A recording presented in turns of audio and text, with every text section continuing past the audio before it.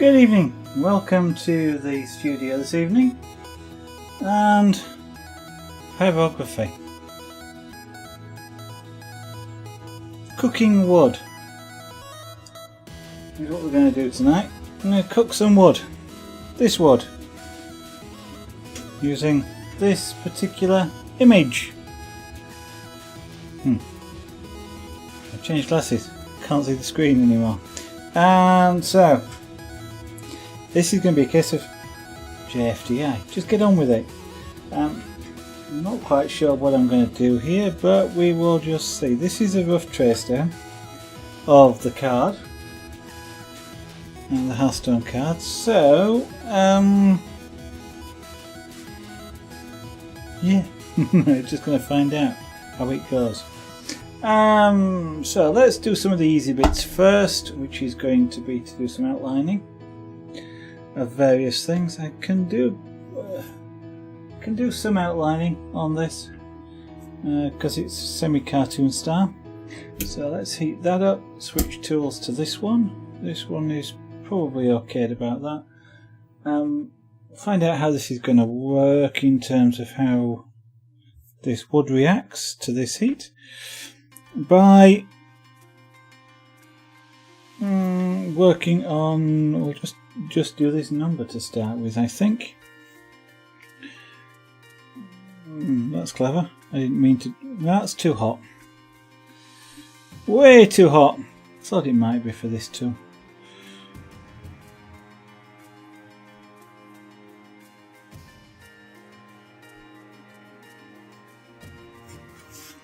Now the thing about this is I do need to keep spinning this board around.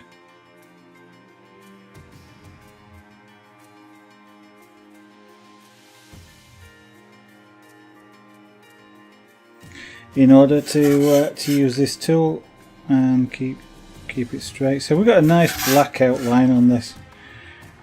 So an easy place to start.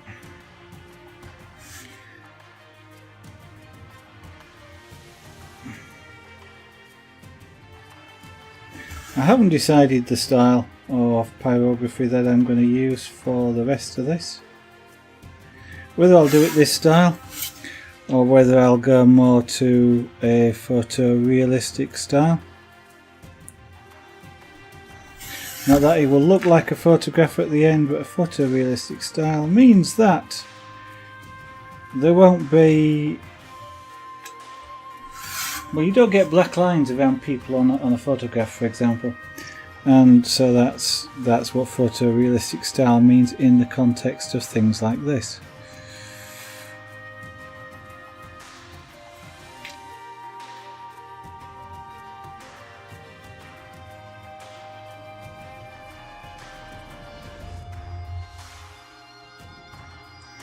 Now, the only thing about pure black and white like this is you only get one chance at it.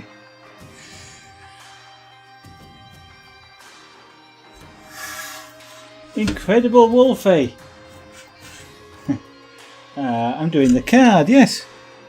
And that's why I'm under the category, in case anybody else that is interested in Hearthstone can see me. I should also be in creative as well. So you should see me in both.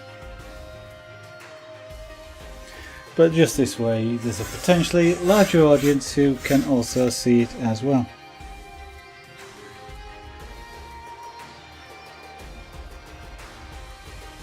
If it really bothers people, I won't bother, but the Twitch rules do allow me to do this. So how are you? How's world domination going tonight?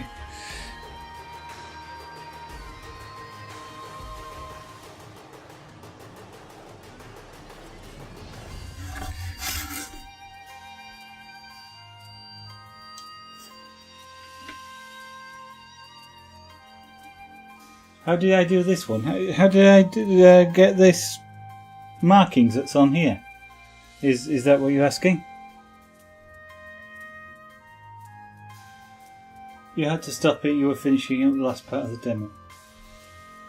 Okay, fair enough. Sounds... You stopped because you were almost finished. That's a little bit odd, does that? But I'm sure that makes sense. And I know there's probably a slight English language misinterpretation going on there. Oh, I do. That's just the way it works. The main category is that when you start streaming, you specify which game you're playing or doing.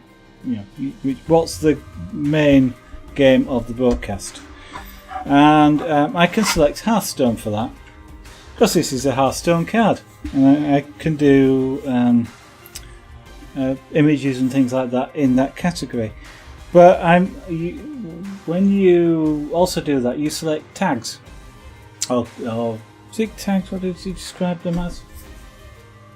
Communities. That's right. So one of the communities I'm streaming under is woodworking. Woodworking is a creative community, and therefore it appears in creative. I think that's the way it works. If it doesn't, well, I can always change it again, but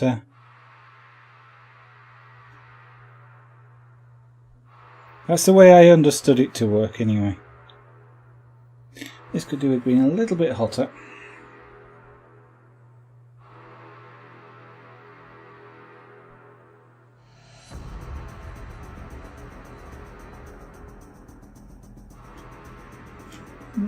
Some bits of this wood aren't taking the heat as well as others.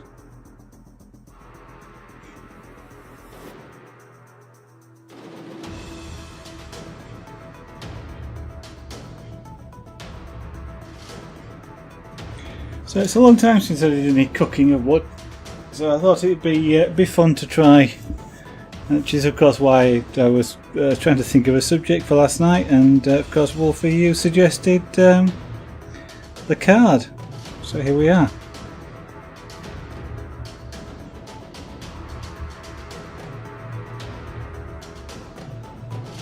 I can't exactly say it's life size, but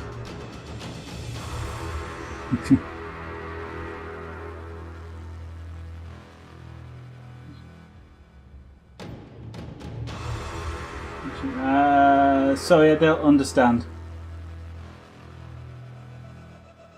Oh, which card? It's the one that you suggested last night. Shadowreaper Anduin, I believe, is the. I don't know much about the cards, so please excuse me, but I know you're an expert in these. I'm not.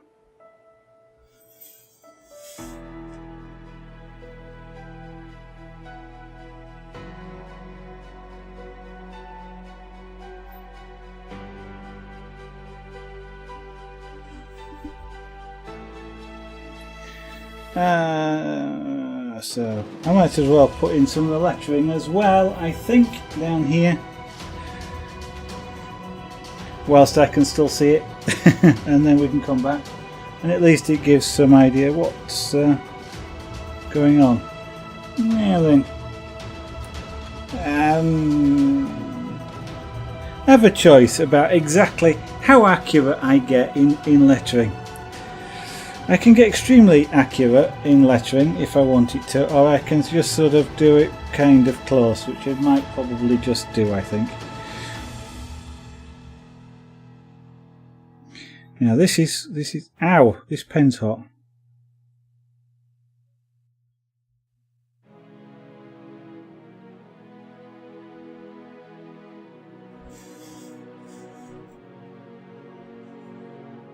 Yeah, if I'll even be.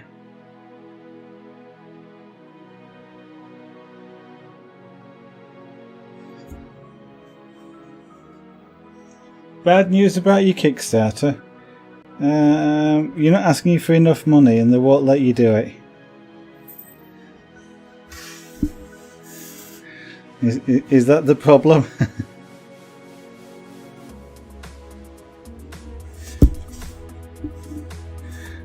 Or if not, what's the bad news?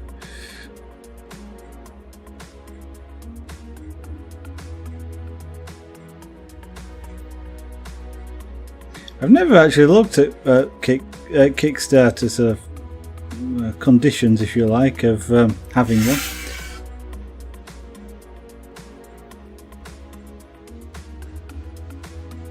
Oh, oh, something as simple as you need to have a credit card. Oh, I guess they're doing that as proof of identity, aren't they?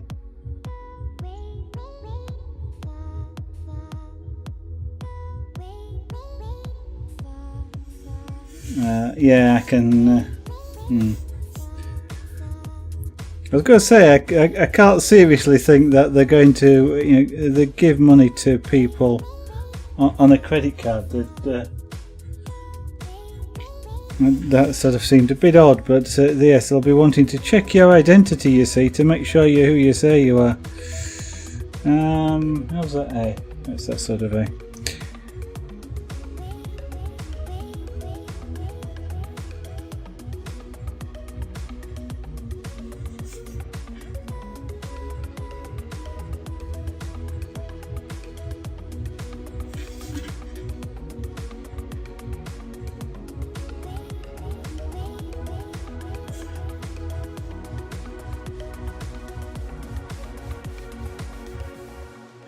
Your card, your bank account, social security number. Yeah, just they want everything, and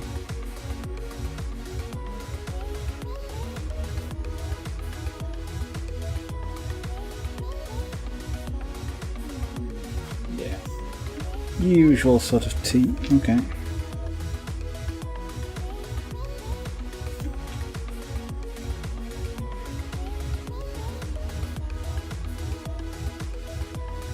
Yeah, it's across to T.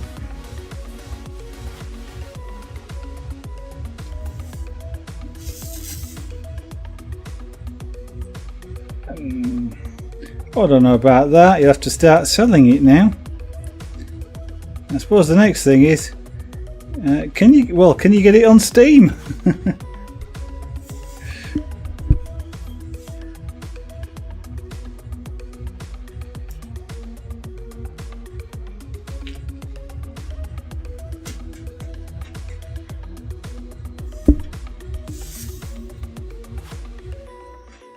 The L on this is just a straight vertical L, okay.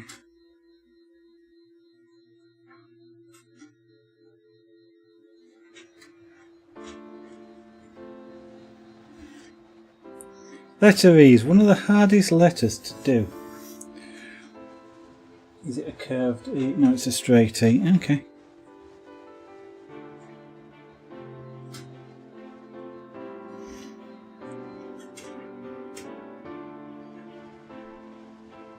So I've decided, I think, not to go for super accurate representation here.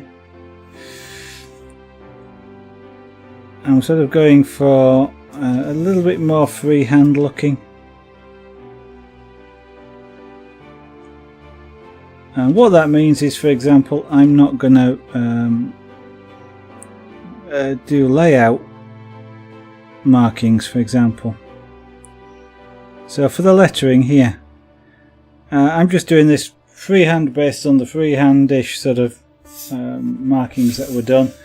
I'm not actually laying out horizontal lines, half lines and full lines in order to actually make vertical and letters. I'm just going with it.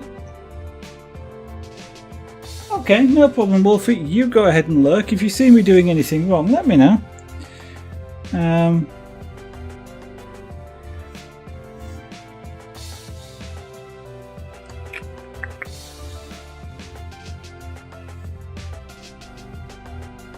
Right, it's a C.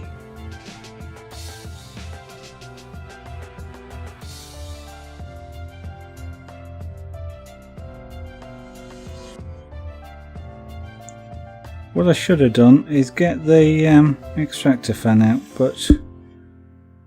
or even just a small fan. I keep meaning to do that. I've got a computer fan that I could just hook up to a power supply just to blow the vapour away, because I'm not burning wood, I'm cooking it, but that gives off wet vapour, just like it does when you fry meat or you overcook toast. And I'm getting that, and it's in my face. And whilst the smell of hot wood isn't too bad, it does get a bit much after a while and does then start to affect your eyes a little. Yeah. And that's around. Oh, that's a straight wine. Okay. Straight wine to the bottom. Oh, straight with a bit of a curve. Okay.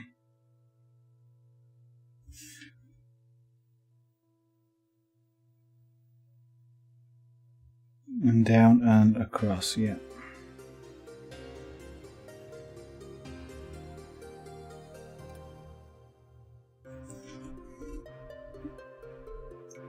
When you're done, when you're done looking, you've got a funny story. Okay, well, listen out for that.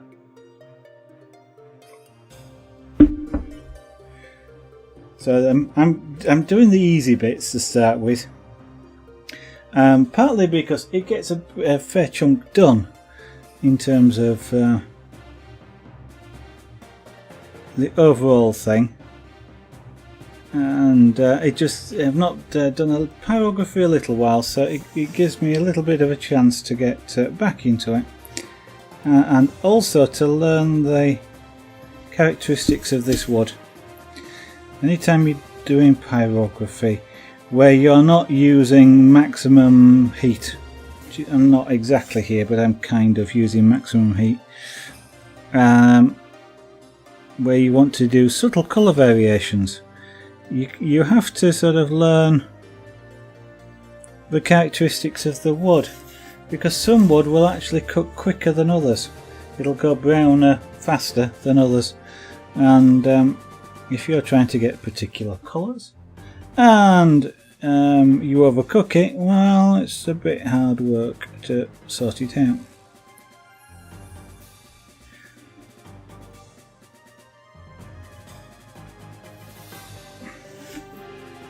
So something like this where it doesn't actually, because I'm going black or very dark,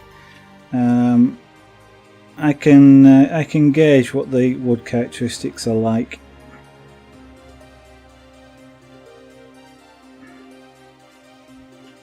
That wants to come forward a little bit on that E. There we go.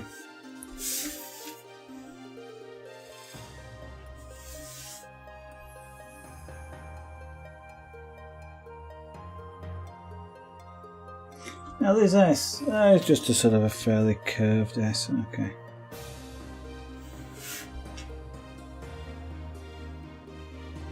Letter fonts, all sorts of shapes for letters, and sometimes it's important, the letter shape, sometimes it's not. That's a bit low, but not too bad.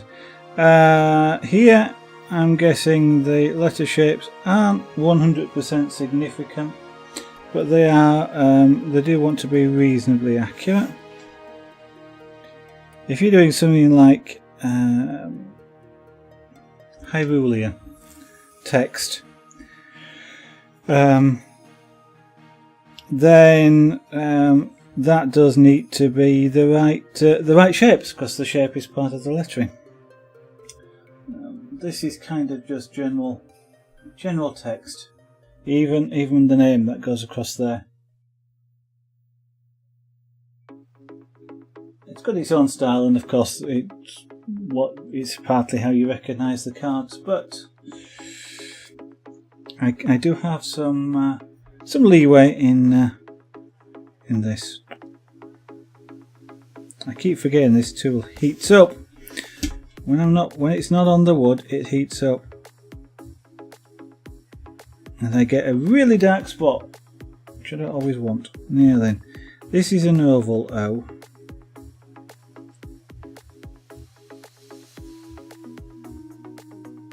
Those can be awkward.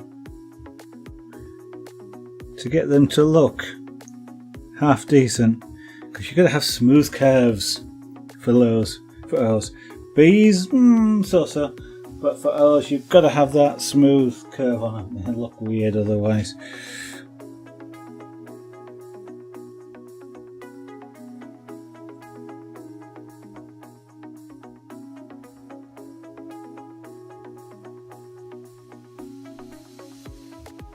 So destroy all minions with 5 or more attack. I'm sure the players of you out there know exactly what that means. Unfortunately, I don't.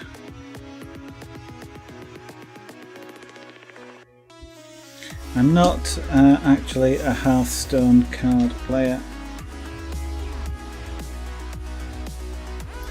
but I do quite like the card designs.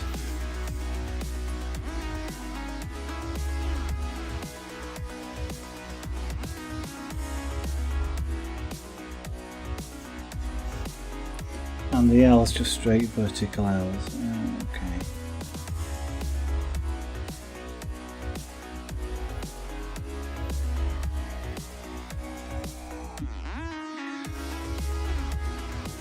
Destroy all. Okay, so we're getting closer. I've only just started here, but I'm getting closer to the end. Well, that's true, of course. Minions with 5 or more. Okay.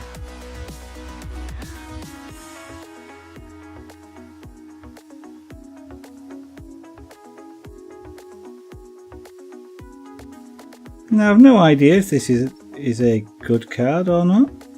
Anybody who's watching that cares to tell me, I don't know.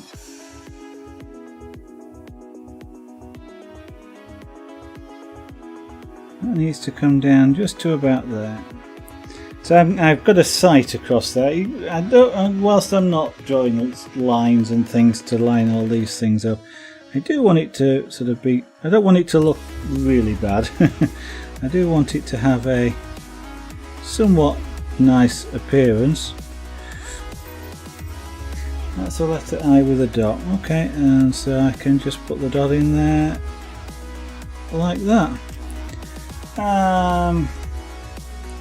Minions.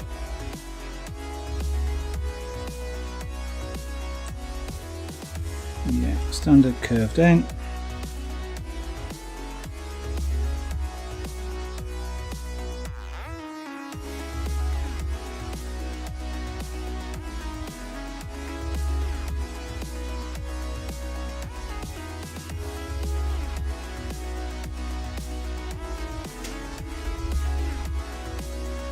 You choose that one a lot, goes first.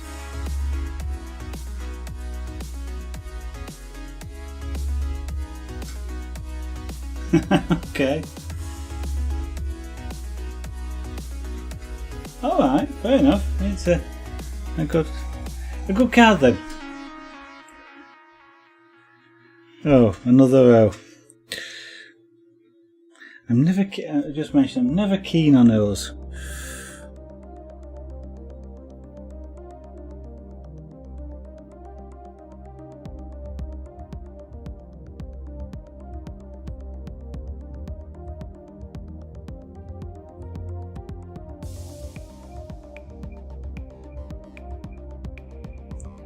I know, Wolfie, I've kind of gathered from the bit that I do watch that it seems very rarely to be about any particular single card. It's all about how they work in combination with each other. So something that on its own might not be very good, when you combine it with another card, it becomes something quite powerful.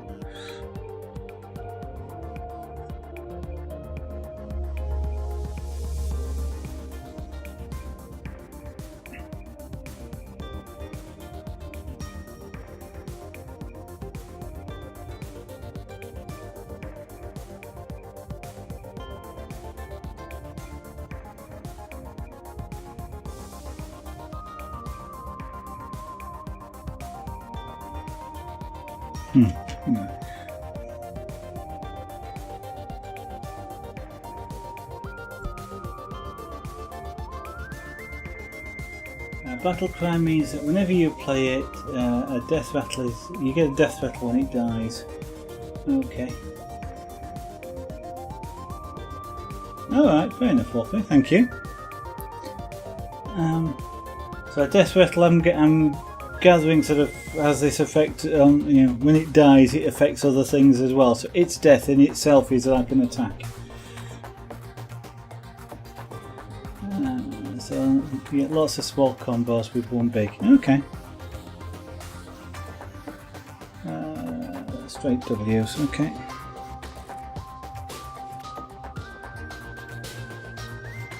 When you're hearing me say things like straight W's here or rounded S's, it's to do with a W can be written with a curved, or it can be written very straight. Straight or curved is, or rounded is kind of how I'm describing itself to me, so that I sort of have set in my mind the shape that I'm going for.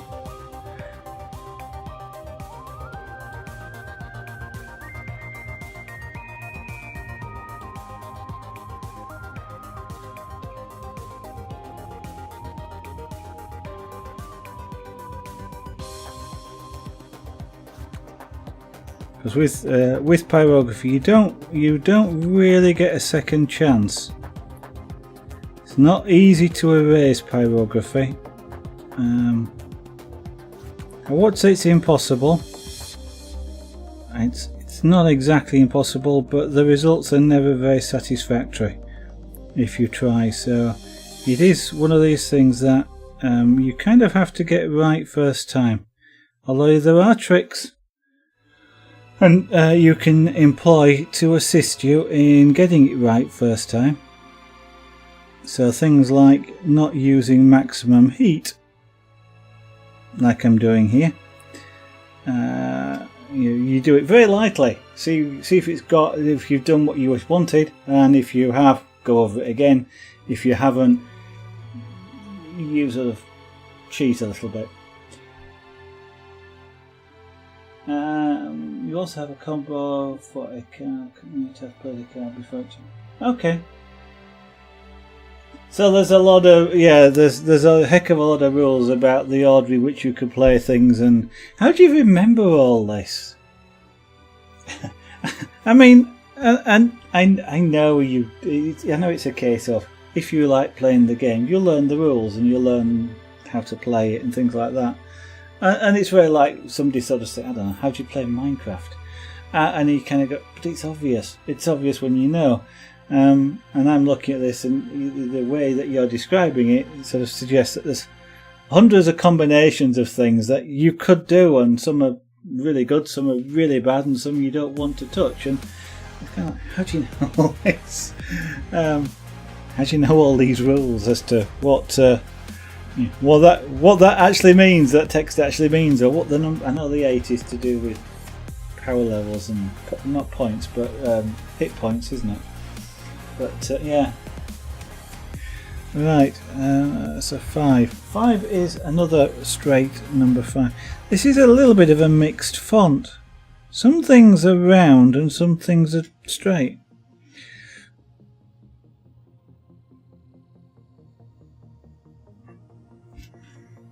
So the M's, for example, are quite round, and the N's for that matter as well. And yet, sort of the W and the 5 is quite straight, straight letters, and it's kind of a bit of a mixed font, which is sort of interesting from a pyrographic point of view, because it's when you mix up the fonts, I actually have to concentrate more.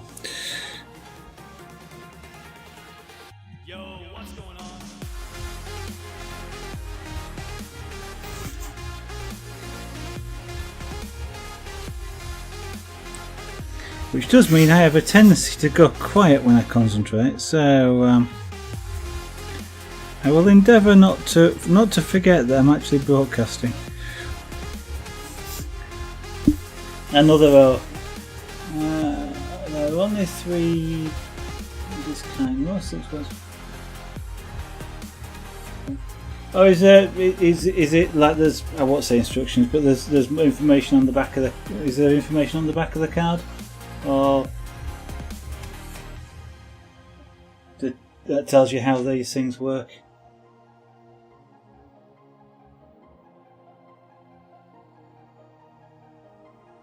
Okay. I think at this point, Wolfie, I'd probably, if I were you, give up trying to explain the combinations and the rules to me. Okay. because it's it sounds like I will probably take quite a bit of a time to learn it. Right. Yeah, that's a bit... okay.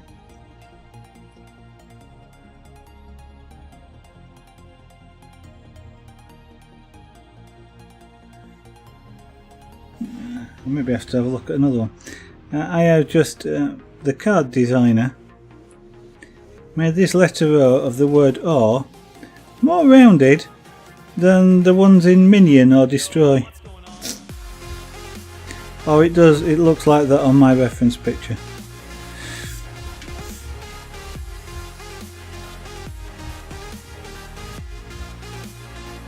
There's probably been a graphic designer involved in doing that.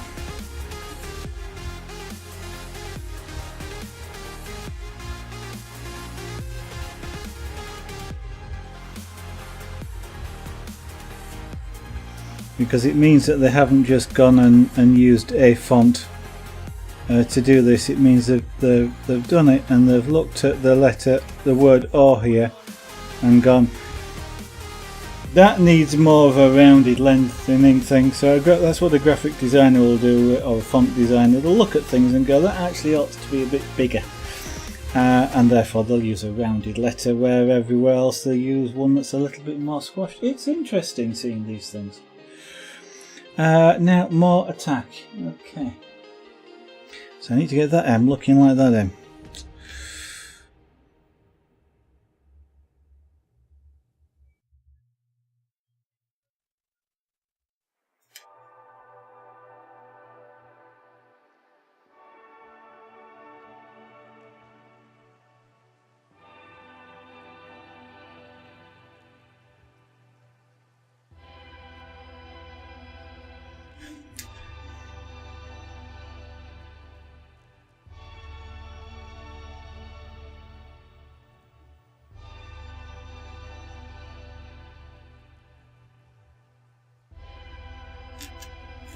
No, it's not bad.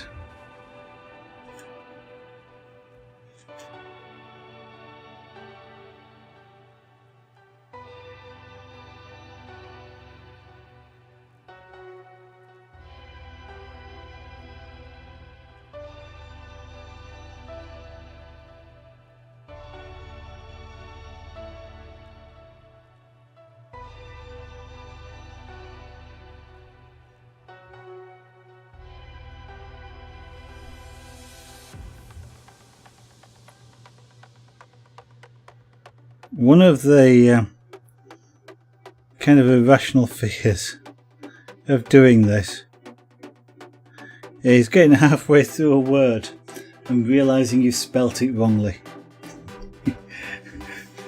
It's kind of almost sort of in the realms of nightmares. Is that, because it's I won't say it's one reason I'm doing this first, because it's not. I'm doing this first because it's the easy bit, but it's if you've done a whole piece and there's a bit of writing on it and you spell the last word wrongly, the whole lot is forget it and start again. So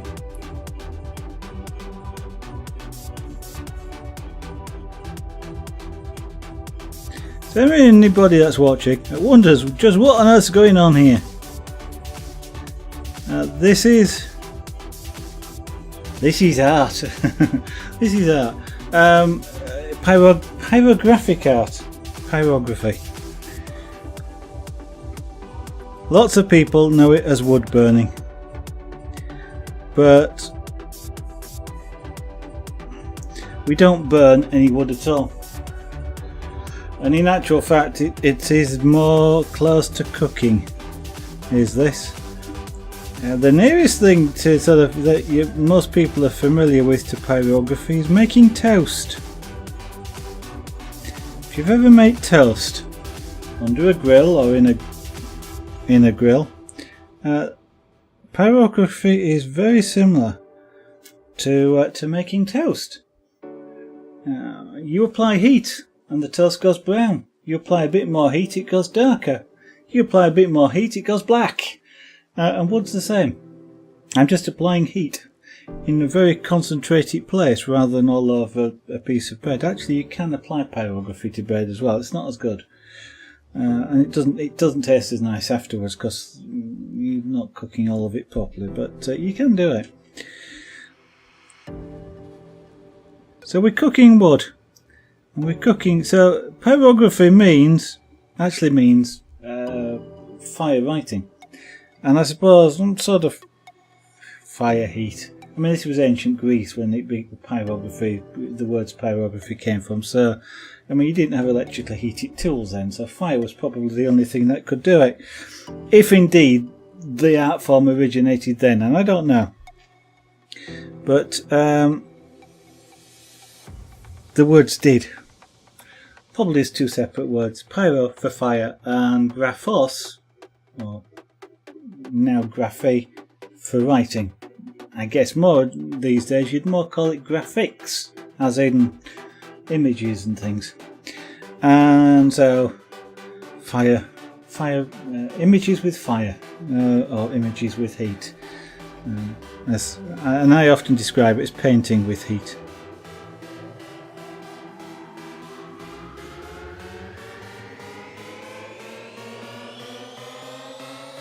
So at the moment I'm using quite a lot of heat, which is why this is going dark. You see almost black lettering.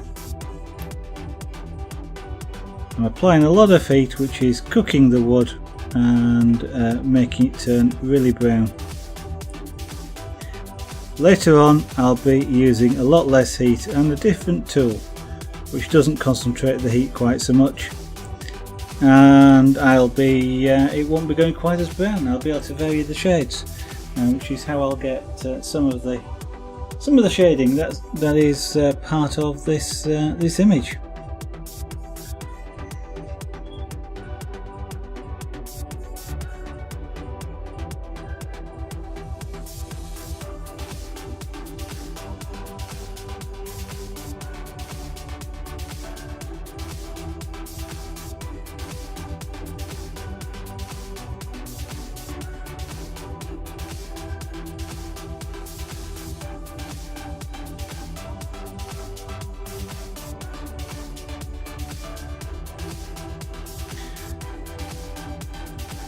Now I'm working on plywood, on a particular type of plywood called birch plywood. It's a high quality plywood,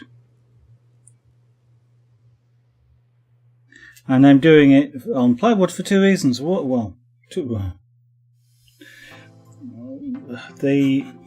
using birch because it's a very white wood. Very light is this. That means that I have because all I can do, I can't make anything whiter than what you're looking at. I can make it darker but not lighter. So if I start with a really light colour, I've got more range of shades I can use. I get better images. If I start with something really dark, like mahogany, there isn't a lot of colour range before it gets black.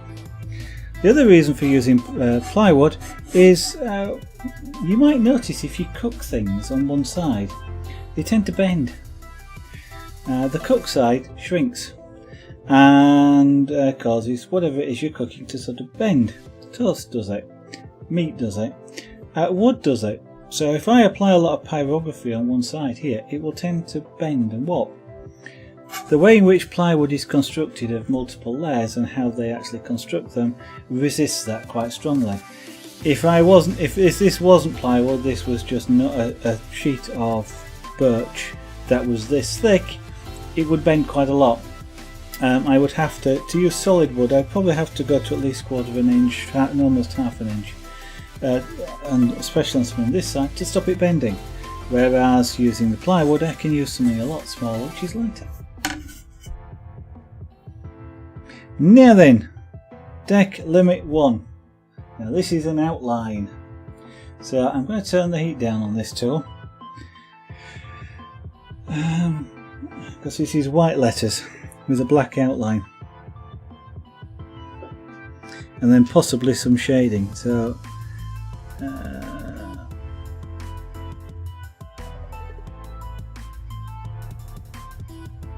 So I want a thinner line for this.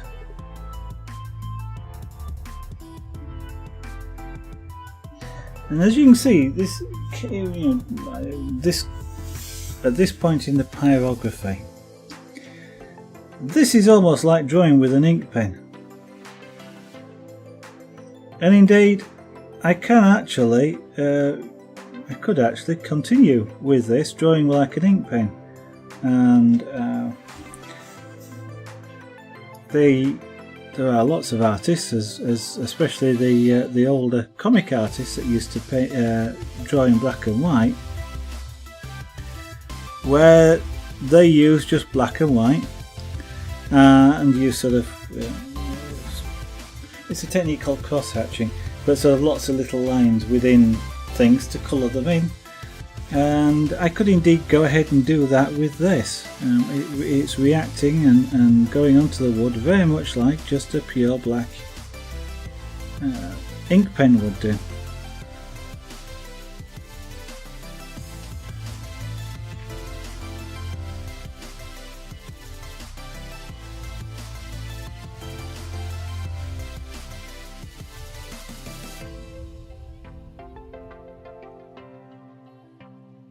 The other thing about pyrography, you possibly see it, is it gets really shiny. It really smooths the wood off, and in doing so it becomes sort of mirror-like in a way, and unfortunately what will happen as this progresses is you'll get a lot more glare in the camera. I can't avoid that, I'm afraid, but hopefully it won't get too bad. So I'm trying to do the middle of this D.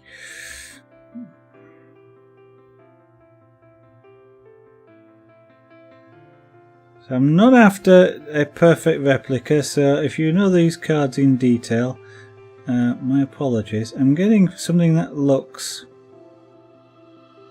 hopefully looks similar to the actual card.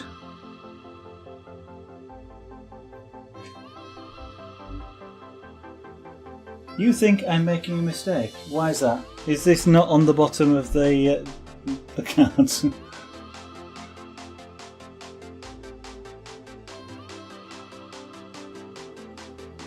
If I'm writing a letter that's wrong, why?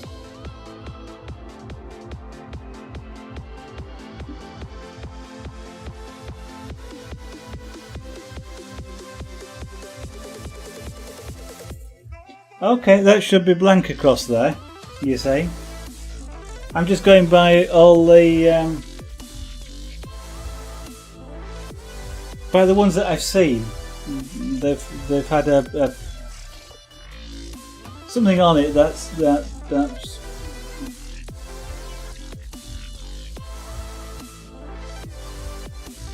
interesting. Different card design.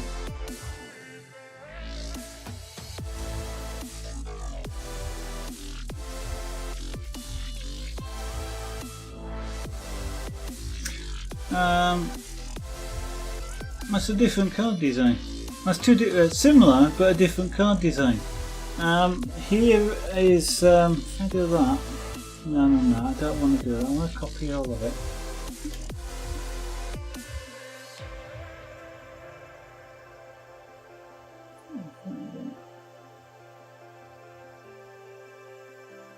Copy. And this. And I want to press the enter key. Yeah.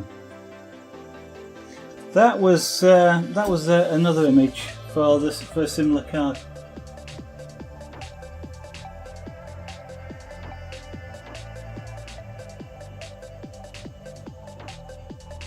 Oh, okay. So which one should I be using? Something with just blank across the bottom. That's not too bad to do something about now.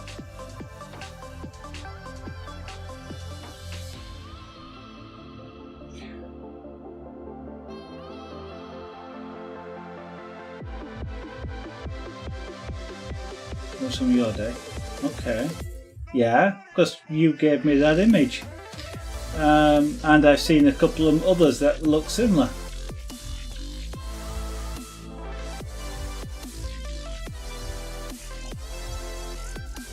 Right, so I should be using the first one that you posted.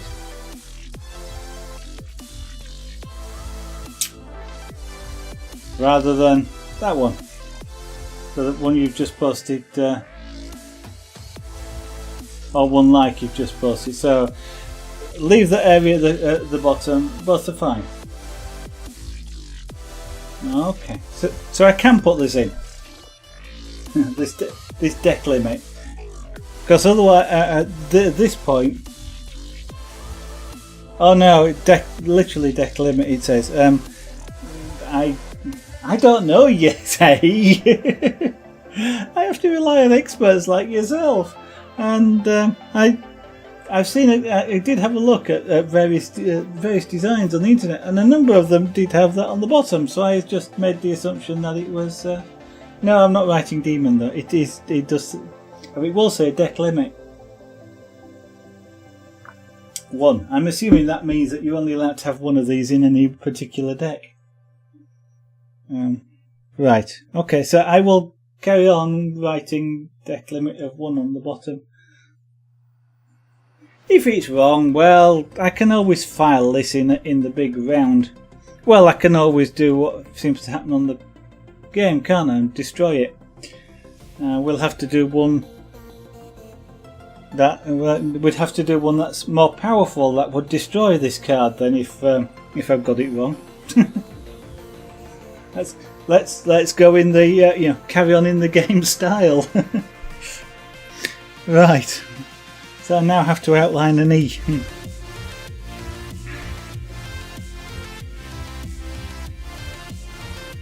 Like that.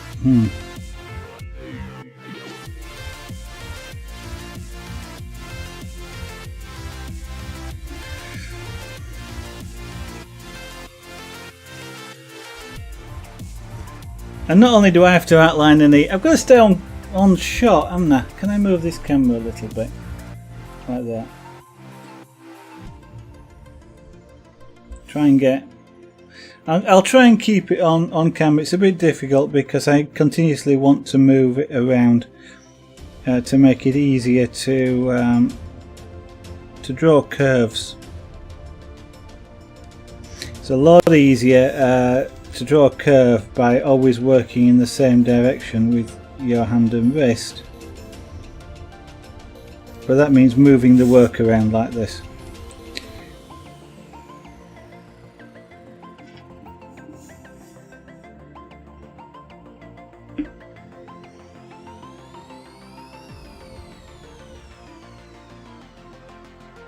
Well, that's a nice looking card. One of the things I might have to have a go at, and it won't be this one, I like the colours on that one, is that with pyrography you can apply colour in the pyrographic process and you kind of cook the colour in.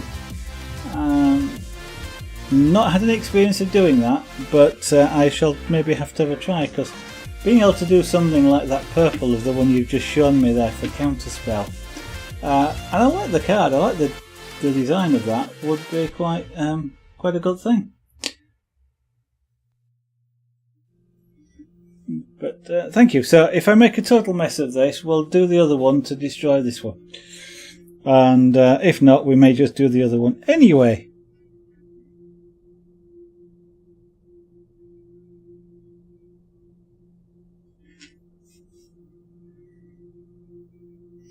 How do I do the letter E on the bottom of that? Oh, right, okay, it's sort of like that. And curves around. Yes, it's a...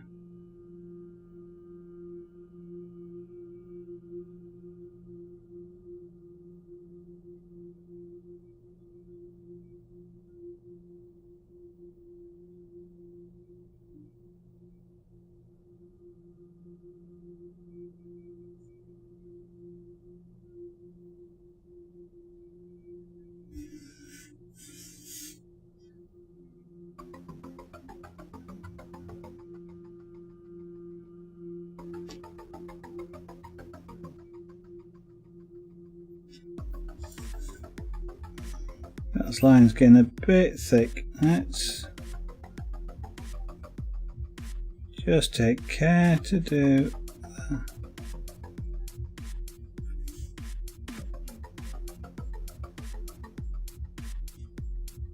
Hopefully anybody that's watching, you're able to see what I'm doing here okay. It's always a challenge to light pyrography. As I mentioned before, the wood gets very shiny,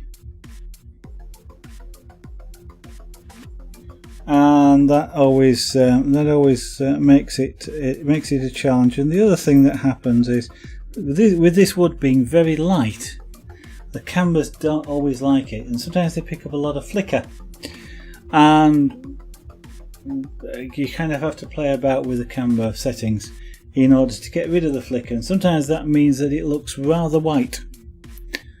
Yeah, so I've got a lot of guidelines on here which you can just about see when they're very clear to me. So it's one of these things where the camera doesn't like the amount of light coming off this board and it's struggling a little bit. I love it because I can see what I'm doing.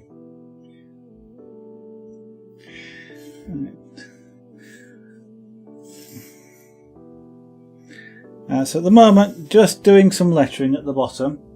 One of the reasons for doing that is I will tend to put my hand all over the bottom of here. So if I put the lettering in first and some of these hard lines, it makes it easier to keep track of where I am in terms of where things want to go.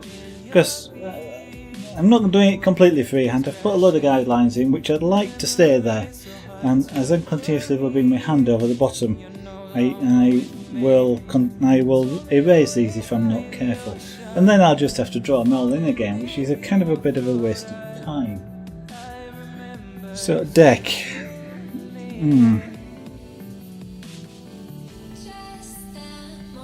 Yeah, because this is outlined, I can't actually go very fast because I will get really thick lines like this, and then it won't look right. So I have to slow down a little bit. I'm using the heat on this tool is relatively cool. And I do say relatively cool. I wouldn't want to touch it. It is after all cooking wood. And I don't want it to cook my skin.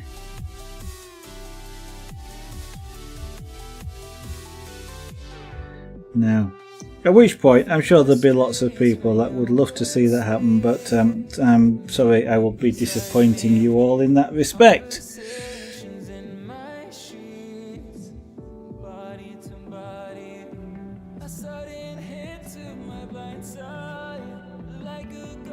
It actually gets quite hot enough holding just the pen, because there's a lot of heat which actually travels up the body of this pen through these vent holes here. This actually gets quite hot sometimes.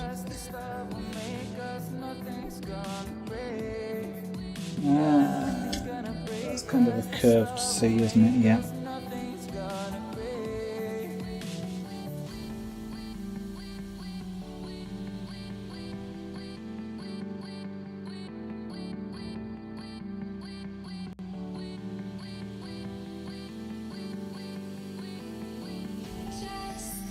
Now this lettering probably wants to be quite black, but that's quite difficult to achieve initially. So may well end up coming back over it more than once to cause it to go black.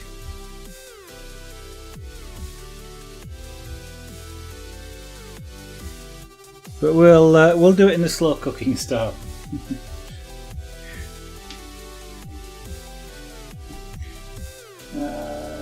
Yeah, that's a K with a.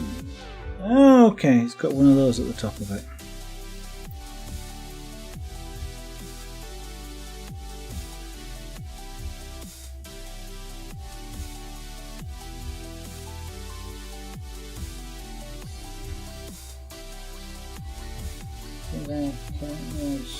Right.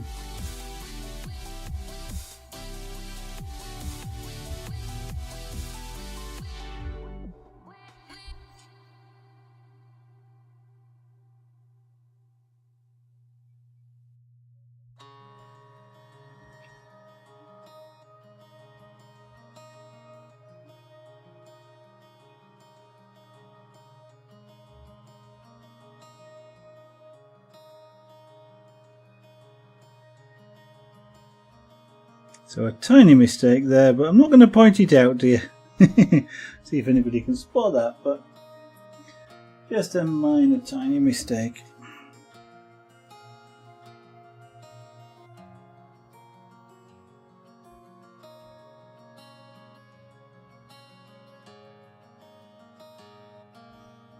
No, that's straight across there. Okay, right.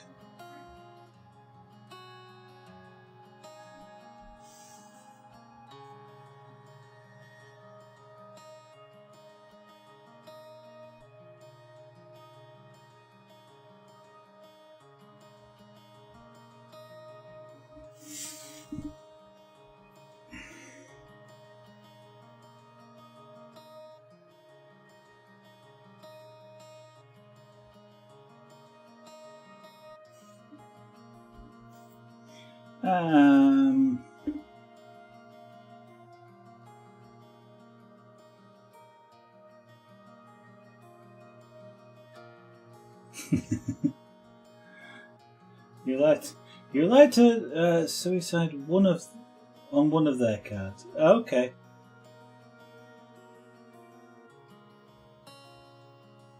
Oh, that. When an enemy has a death rattle, spawns a large minion. You control a card for one turn and suicide on one of their cards, so you get. Oh, so there is a way, so when they actually spawn a minion card in some way, you have a means by which you can actually effectively capture that card. Okay.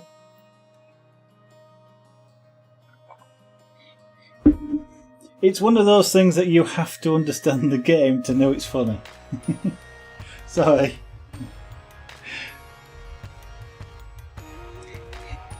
It would take a long time to educate me, I think, in the intricacies and the amusing elements of this game.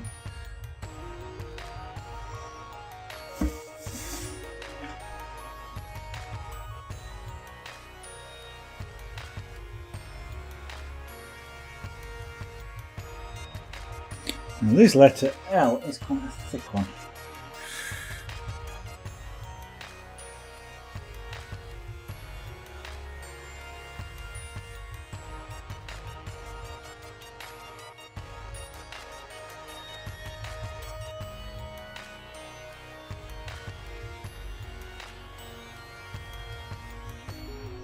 And I bet, yeah, it has. I thought it would do. It's got that slopey end on it.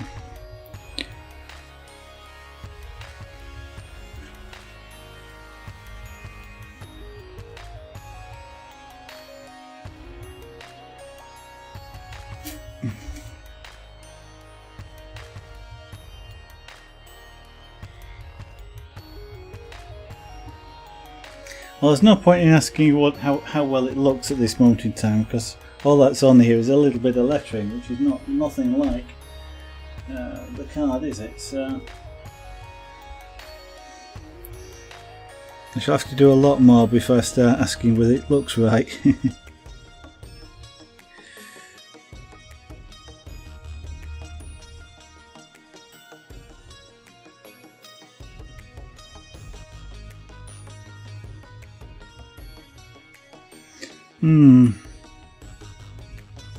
Even the dots outlined.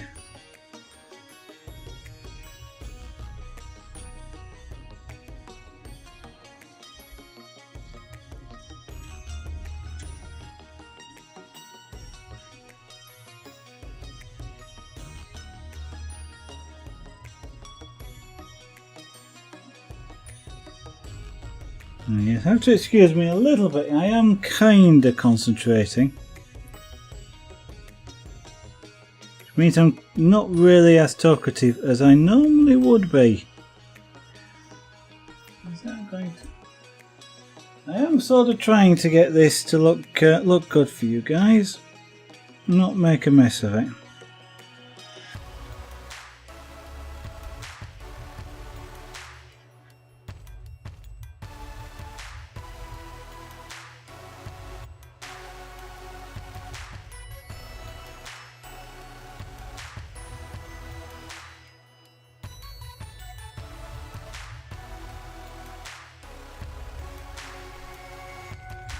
Say they have a 1. Alright, let's say that. Don't know what it means, but let's say that. When it dies, it spawns. Okay.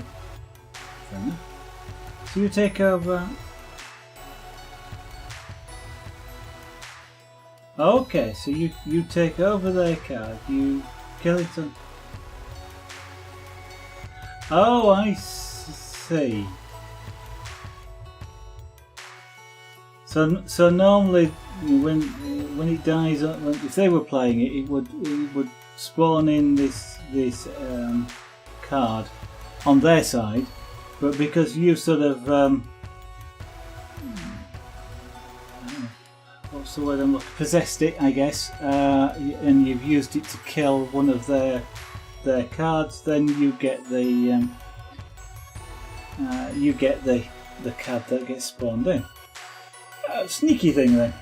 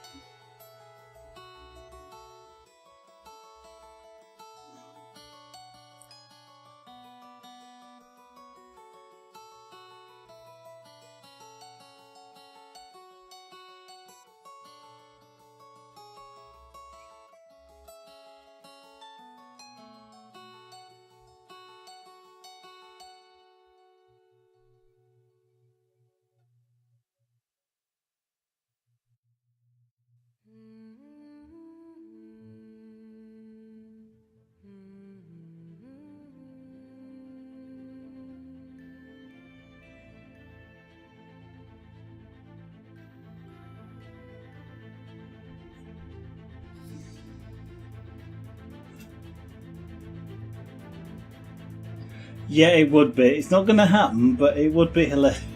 Yeah, I'd lose. And I've already seen what you do with these hilarious videos, Incredible Wolfie. I know I'm going to lose. I know I couldn't win. You know what they say?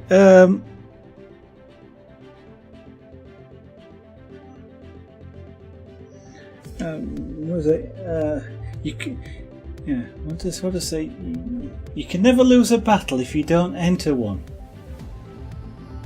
I'm sure that's actually. I'm sure I've sort of stretched and twisted that a little bit. I can't actually remember the actual quote, but there is something like that where it sort of says, you know, if you never enter the battle, you can't lose.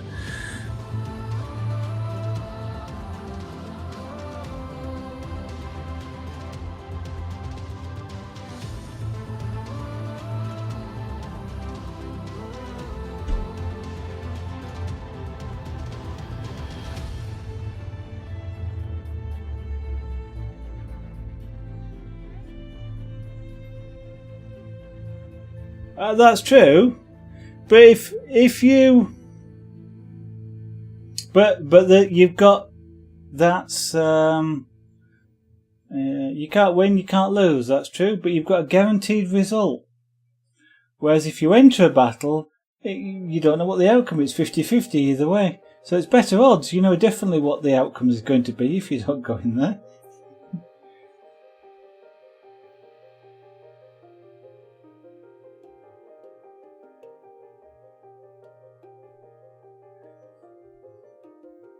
Oh, oh, I see.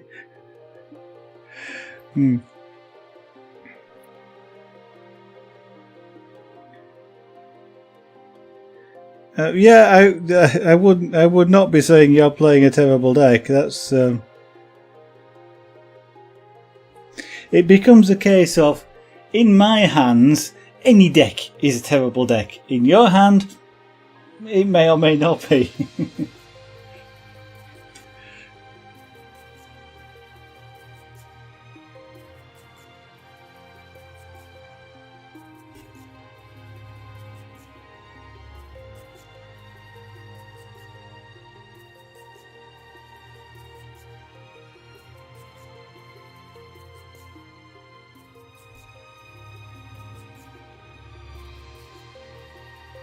Right, that's the easy bit of the lettering done.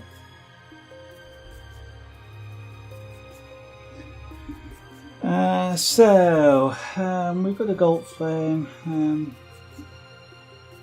As I'm looking at this, the dragon across the top is outlined. It's perhaps meant to be a shadow, but it looks like an outline, so I think we'll do that as an outline. And this is a nice sort of gold frame. Oh, there's something there as well. Ah, now I see what it is. Aha. Okay. Nakhmui, hello, welcome. Nice to see you again. How are you doing?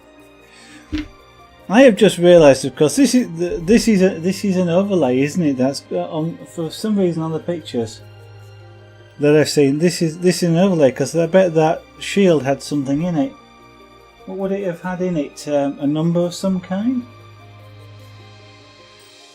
I guess 2 numbers representing something on the on there.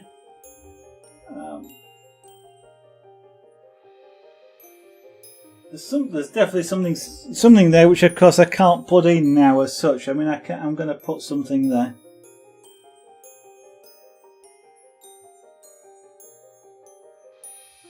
Oh, thank you very much, Nakamura. That's nice of you to say.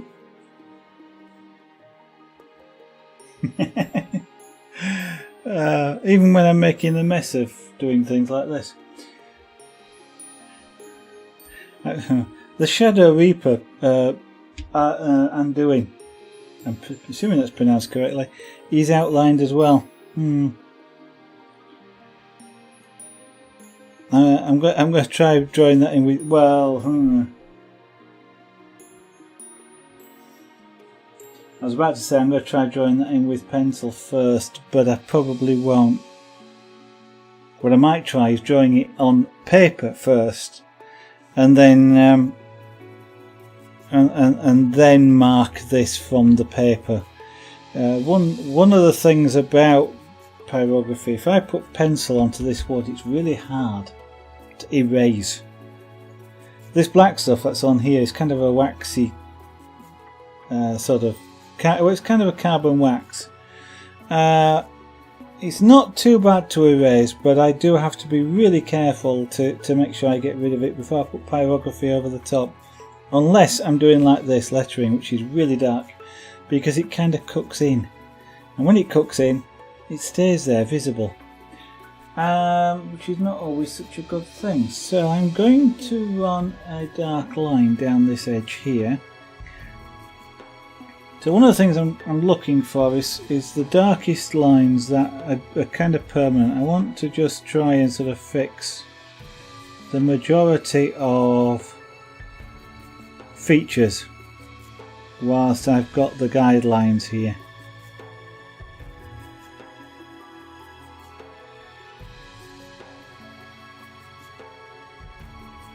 Now unfortunately I can't use a ruler to do this, otherwise that would be nice and easy. Can't even use a metal ruler, because if I use a metal ruler it sucks the heat out of the tip of this tool and it doesn't cook the wood. So you have to do all this sort of stuff freehand. I guess I could if I used a different, hotter tool. I potentially could use a ruler, but then the ruler would get really hot.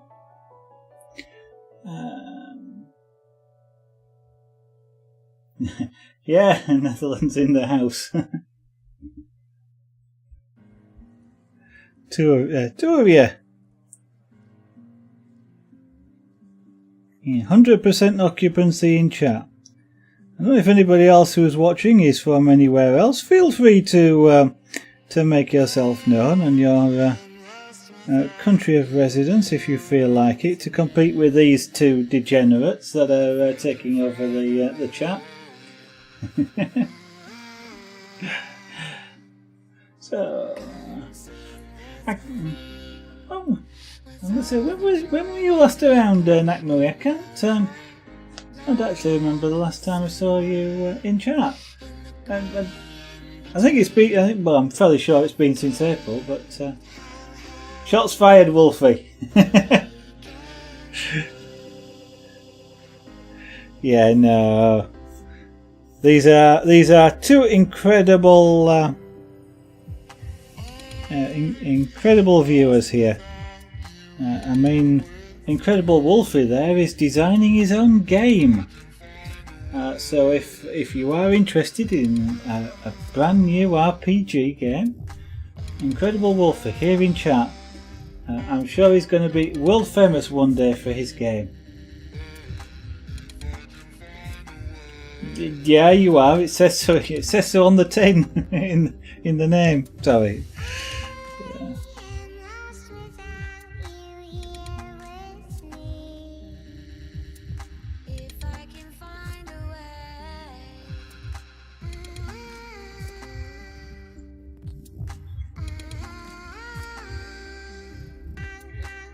For anybody that's watching that has seen Pyrography on the internet, on YouTube, and is thinking that this doesn't seem to be going as fast as the videos that you've watched. I'll let you in on the secret. They're using time lapse. It does take this long. In fact, it takes longer than this. I'm not actually particularly fast, but I'm not slow either. So when you've seen something like this done in 30 minutes on YouTube, it is time lapsed. They've speeded up the video considerably.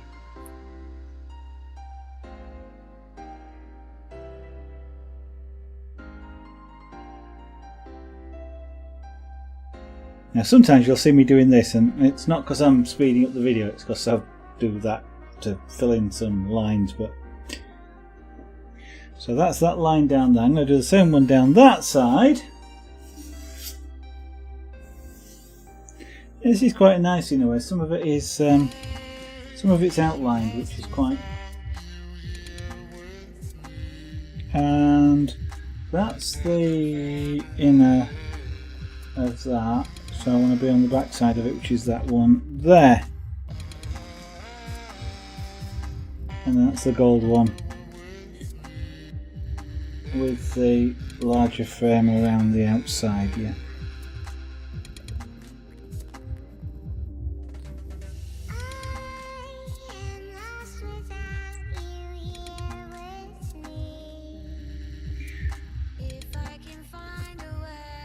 Now, I think both Nakmui and Incredible Wolfie have heard this before, but this particular style, you're going to use a style which is closer to photorealism for doing this.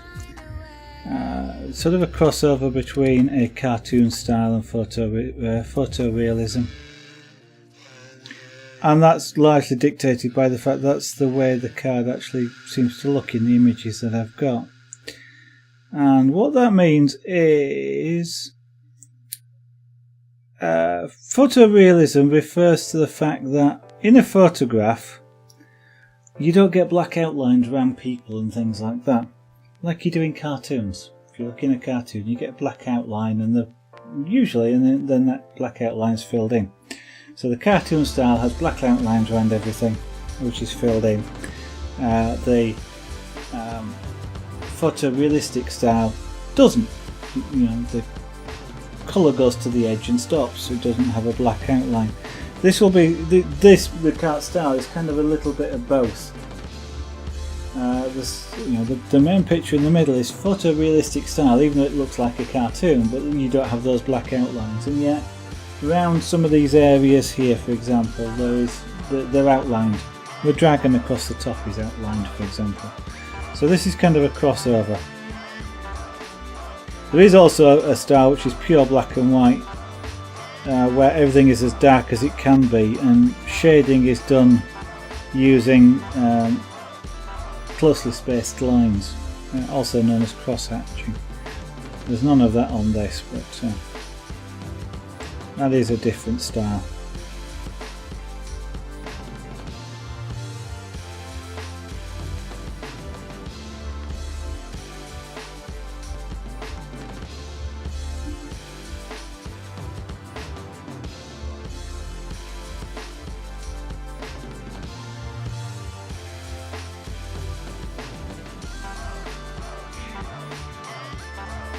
So far I am quite pleased at how straight I'm managing to do these lines.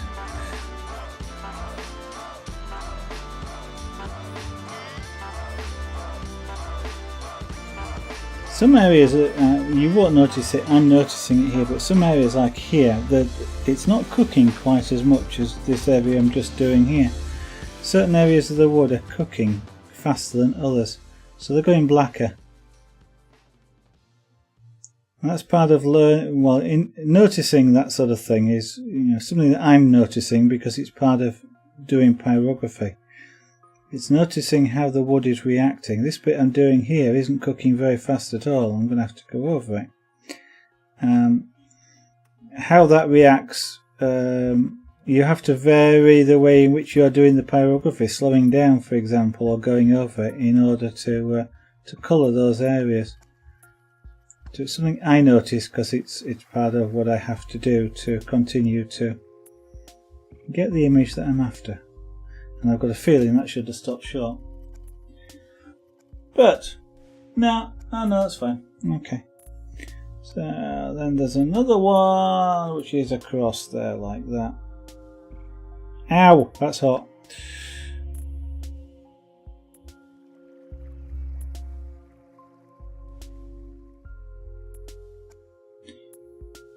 Yeah, because that area in there is mostly black. Yeah. Okay.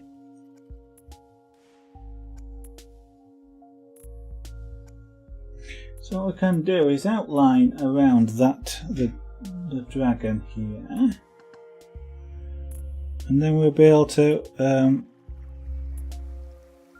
actually make that area dark.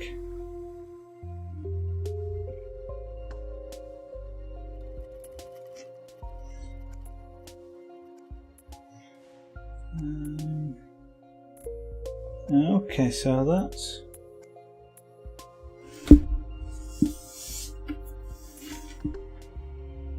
that's his mouth. Okay, that's his mouth, and then that's the frame across there, of course.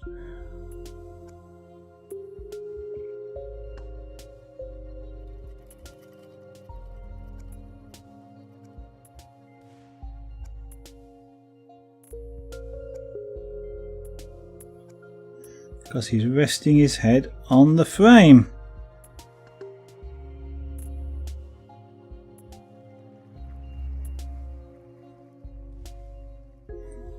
Yeah, that comes down. Sort of around there like that. And then we have his mouth, which is quite dark.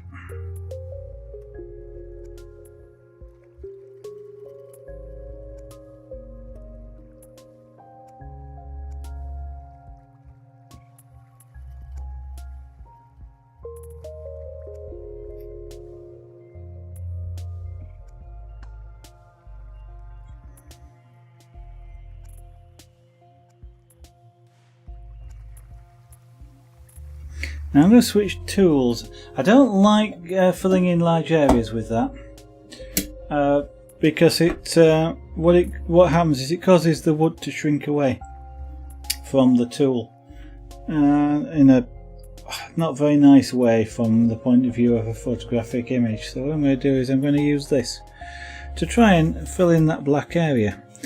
Now this might be fun because I don't normally use this tool I don't normally go that black. So we're going to cook this wood and make it go really dark if I can. So we'll have some more heat. I'm going to get used to this tool again. There we go. Now this tool is flatter than the other one. The other one is a piece of wire. This is flattened.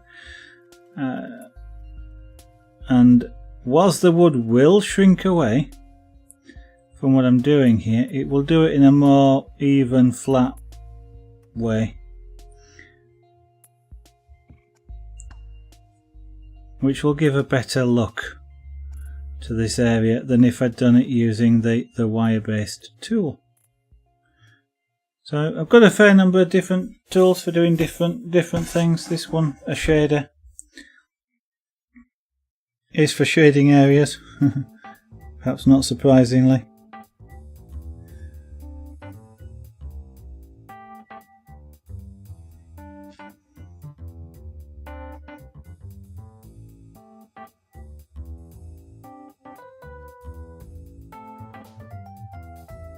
It's a bit hot actually, is this?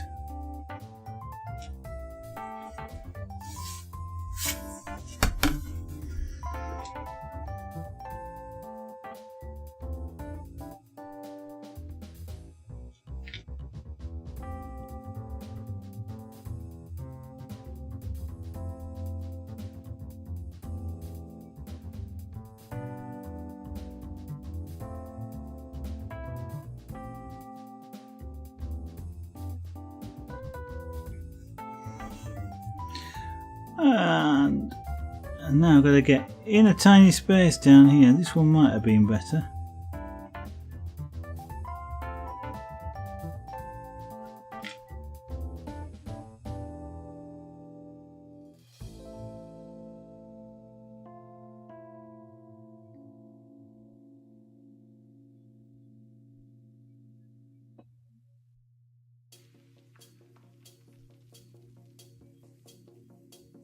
Solid black areas like this are not really the most fun part to do on Pyrography, to be honest.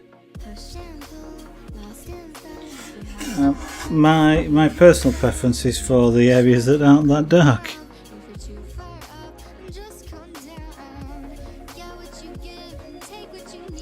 Mainly because you need a lot of heat to do it, and it's quite hard to control that heat. So I've got some browning in an area here just off the edge. It's really hard to control. It just happens because this tool is so hot to get that darkness. That's what happens, but it's not always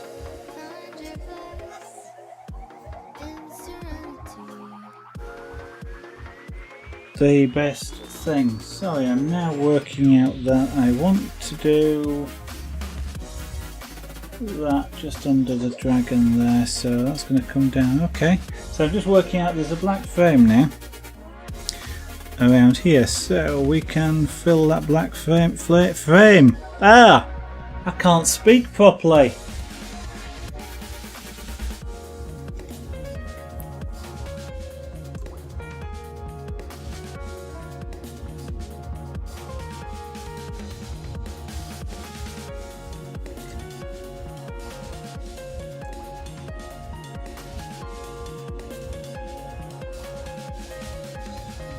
One of the nice things, you can get some woods like eucalyptus wood, which when you heat it like this gives off quite a nice smell.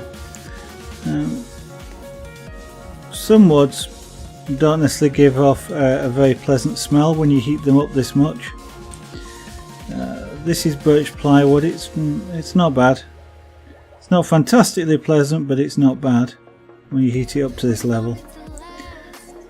But it's some woods can give off some really nice smells, and for that purpose, for that reason, they're nice to apply pyrography to, even though they can be really difficult to apply pyrography to, because not all wood takes pyrography very well.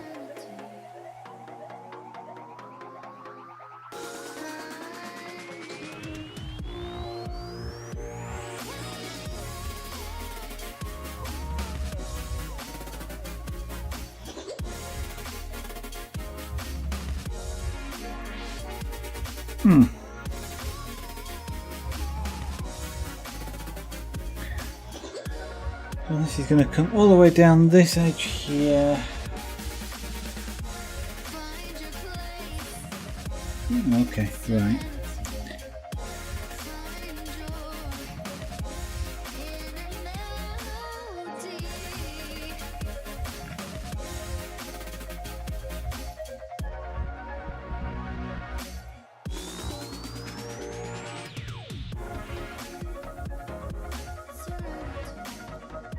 So how dark this goes depends on two things.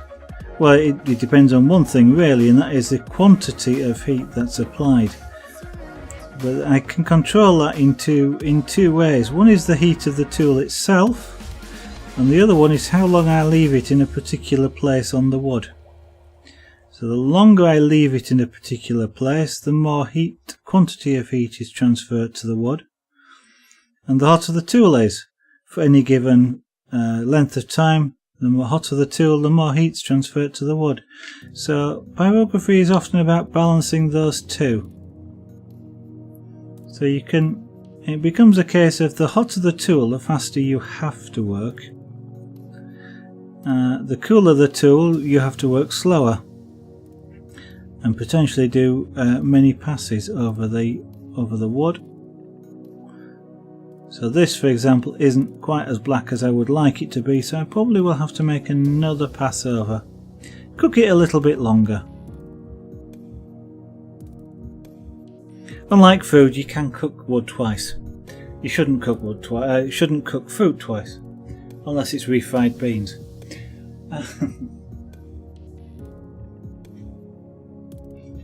That's a little bit of a exaggeration. Shouldn't cook wood. Shouldn't cook food twice, but you have to be careful when cooking wood. I keep saying cooking wood. I am cooking wood, but I mean cooking food. That's what I was talking about. It's cooking food.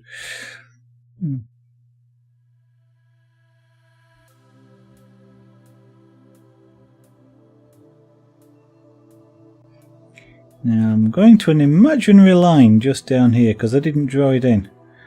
So about halfway down, or halfway between the two edges, I'm imagining a line which I'm currently doing this pyrography up to. And then what I'll do is fill in the gap between these two lines I'm currently drawing in. That's if I don't burn my finger, because there's a lot of heat coming off the tip of this tool and it tends to come straight up. So it's rather like holding your finger over a candle. If you've ever tried that, it hurts. So does this. My finger is gradually getting hot and I will have to stop in a moment because it's too much. Ow. Yeah, I just can't speak properly, you know. I can't English.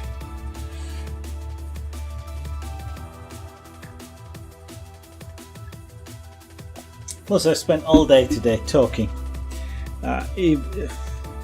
doing two things. One is lots of conference calls, and the second one is I am training somebody to do my job, which involves a lot of talking. Not the job, but training somebody. And so my voice is starting to go a little bit. As those of you who may have heard me broadcast before may well notice, my voice is a little bit different. But also I think all that talking has just confused my brain, which on the face of it doesn't seem to be very hard to do.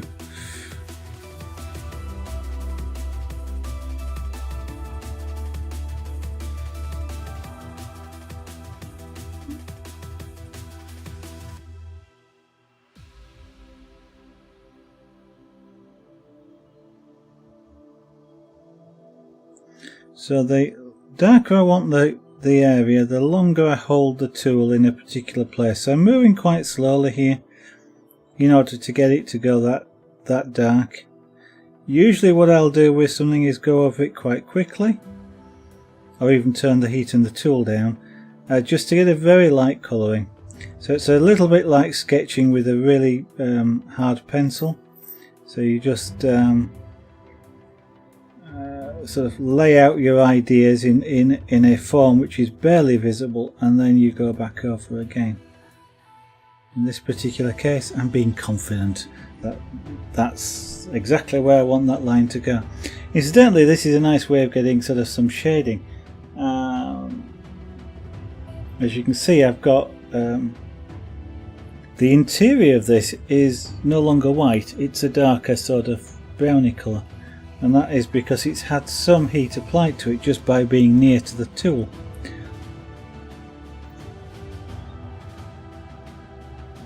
But I'm going to go in and make this completely dark. And now the skill now comes into making this look smooth, as though I did it all in one go. You know, it's like painting things and making sure it's a nice smooth coat.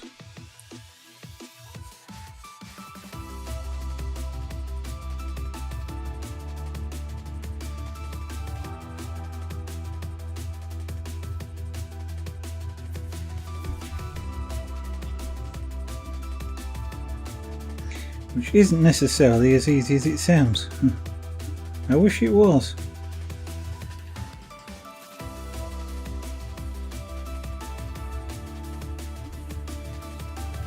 No, the English.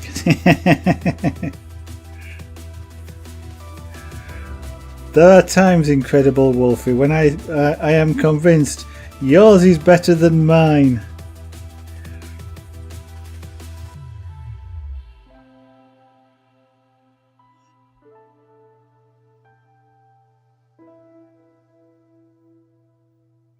Whilst I am doing pyrography, by the way, I am able to see chat in a monitor in front of me, and I can see when it scrolls, but I'm not always able to respond very quickly, just because I'm working with a hot tipped metal tool. I don't want to burn myself, neither do I want to ruin the artwork, so I have to make a positive stop what I'm doing to read chat, so that I don't accidentally touch it down somewhere on here and get a burn mark that I don't want to be there.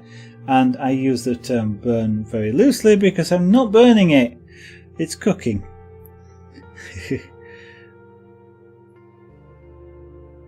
No fire involved, at least not at this end of the electricity consumption.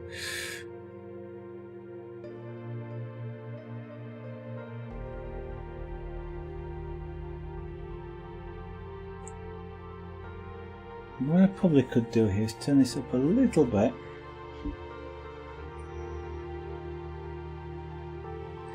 Now this particular pyrographic controller may not be as good as some others, because this one only goes up to 10. If you understand the reference. Actually, I find it quite a nice tool. Having said which, I haven't used very many pyrographic tools. In fact, this is the only pyrographic tool I've used. I have used a soldering iron to do some of this before, which you can quite easily do. I just wouldn't solder with the tool afterwards, and I wouldn't use a tool that I soldered with, so I use a different tip. But a temperature controlled or even just a standard soldering iron can do this sort of thing. Indeed, the sorts of pyrographic tools you often buy in craft shops, essentially the difference between them and soldering irons is the tips that you get with them, and just possibly the heat that they're running at. For one of these days, one of the things I'm going to do is put a temperature probe on the end of this tool and just see how hot it is.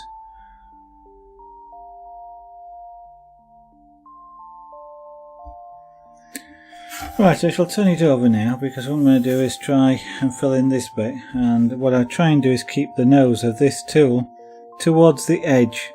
That way I don't cook something past the edge and make it all fuzzy.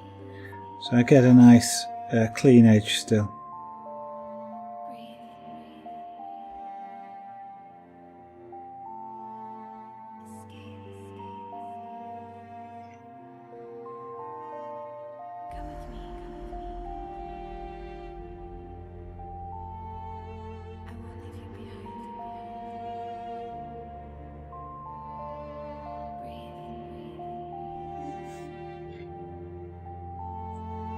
So this is actually progressing really fast. So my apologies to those of you who are looking and thinking I've not done very much. I've actually done quite a lot. It just doesn't look like there's quite a lot done. It goes a lot slower than you might expect. Applying pyrography. It takes time to transfer heat from a tool like this into the wood. You can do it faster, you have to work faster, then you've got to have more control. and there are other side effects sometimes that are less desirable. The hotter this tool is, the more the wood shrinks, and that then sometimes creates a surface texture that you don't want. Here, for example, it would create a dip, which would not look very good. My arm doesn't half look red. That's the lighting for you.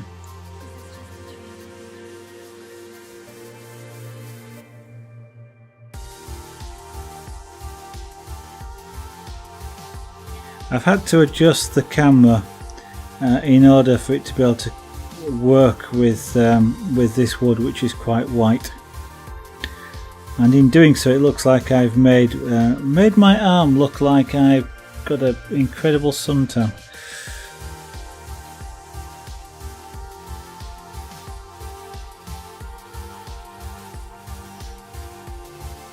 As we gradually fill more of this image in, I'll be able to tone that down on the camera, but not that it makes much difference.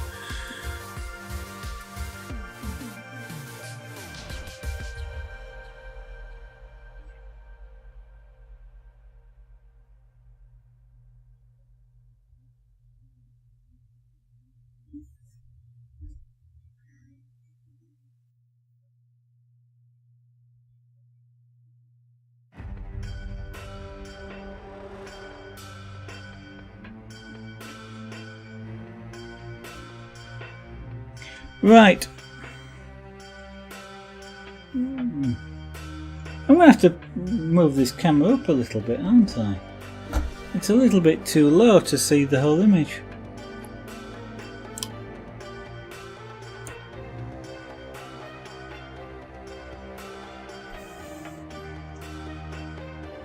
As we're starting to work on it.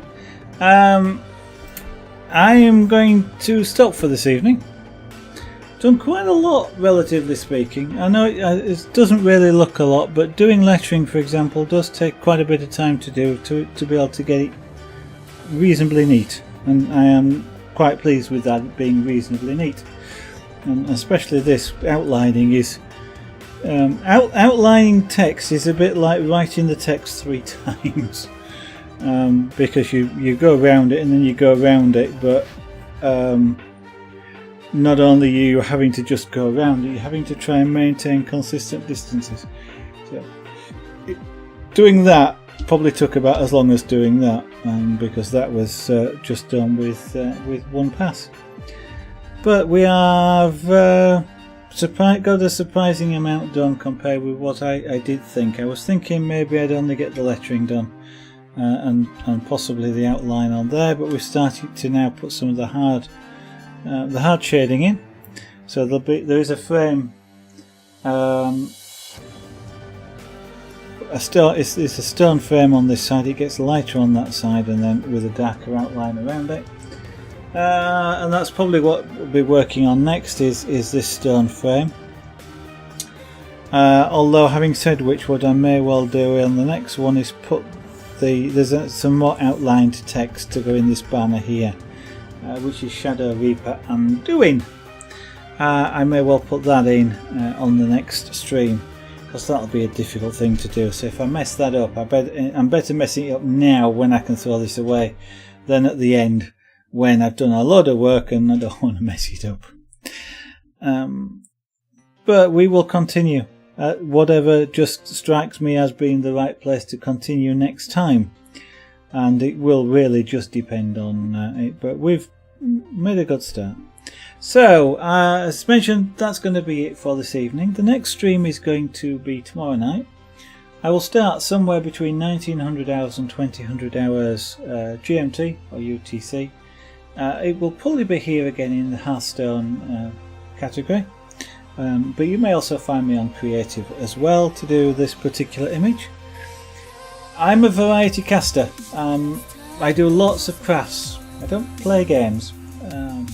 Well, I do play games, but not on stream. But I do a lot of crafts. So this is pyrography, carving. In fact, there's lots of pictures. There's carving in that picture on the right hand side. That's a dragon. And that's another pyrographic image. all of the things that are in there are stuff which is done on stream or has been done on stream, and we continue to do things like that. So more pyrography, for example.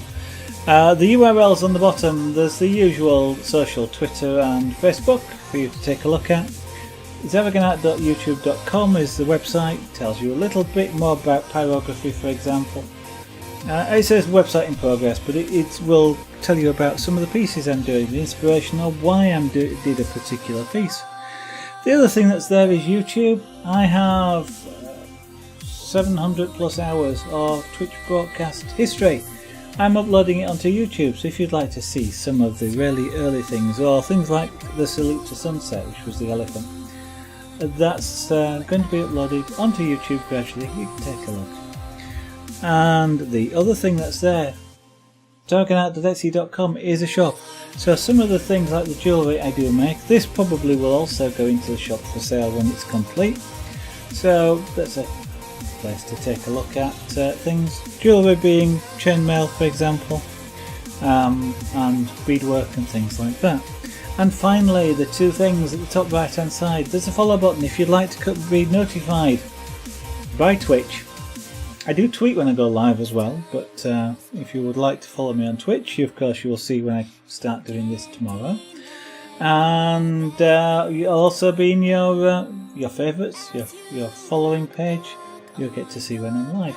And if you would care to consider, there's a subscription button up there as well.